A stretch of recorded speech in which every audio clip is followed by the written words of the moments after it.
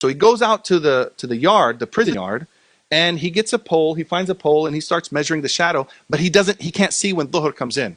So he went back in, and at that time we were sending in recordings on CDs, and so he listened to the lecture 5 times. The next day, he went out. Now he's like, okay, I think I realized where I messed up. He went outside. He measured. He saw when the shadow moved and when it increased, and he saw when Dhuhr entered.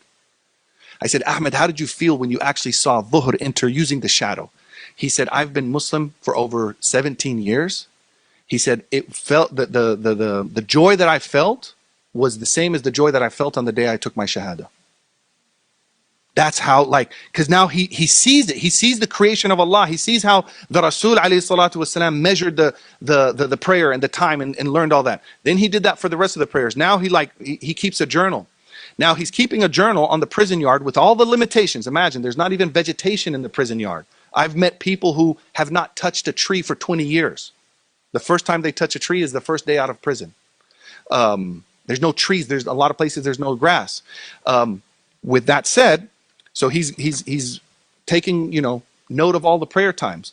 Then he starts noticing things on the yard, on the prison yard, whatever is growing, he starts drawing it. Then he wants to know about the flora that's there, those weeds, that whatever's there. He wants to learn. He sees birds come in and insects. And now in his journaling of the prayer times, he's taking note of the flora and the fauna that's coming into the prison. Then he starts studying astronomy. He starts studying physics. And I told him, I said, Ahmed, what you've done in that the microcosm of your world, you've recreated what the Muslims did. Because the first thing they wanted to do was figure out the times of prayer. But then they learn about the astronomy, and they're like, okay, there's a lot going on out there. Let's start naming these things.